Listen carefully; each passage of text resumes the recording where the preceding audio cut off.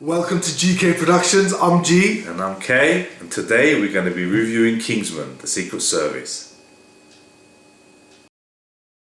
The film was directed by Matthew Vaughn, who directed such films as X-Men First Class. And Kick-Ass before that. Yeah. The film stars Colin Firth, Samuel L. Jackson, Michael Caine, And Taron Egerton. The film is based on a comic book, but they've gone in a different direction. They've kept some aspects the same, but gone in a different direction. It's about a secret service, basically, called the Kingsman, who Has a new recruit and trains him up and sends him on a dangerous mission. This film I really enjoyed, actually. I was in the cinema without being bored, to be honest. It kept me interested during the film. It felt like a teenage Bond film. Yeah. Kind of. So Colin Firth was quite badass in this. Yeah. Yeah. Taron Egerton.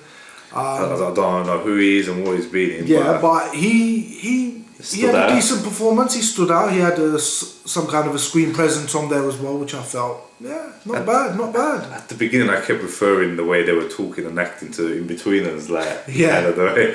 So there was some over-the-top aspects in the film. Yeah, it is very Hollywood, but at the end, the bottom line was it was a very enjoyable film. Yeah.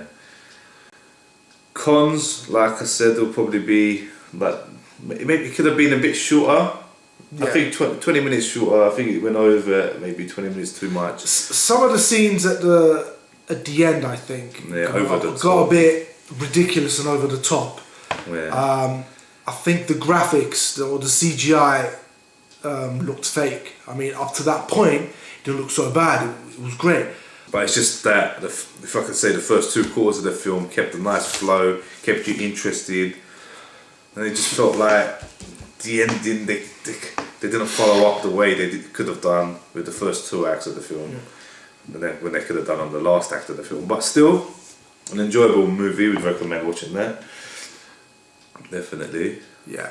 The music in the background by Henry Jackman and Matthew Martin, I enjoyed. I found it very good. And be warned, this is a 15, but it's very graphic. So I mean, for 15, it was very. It was graphic. Very graphic. Near the end, it was graphic.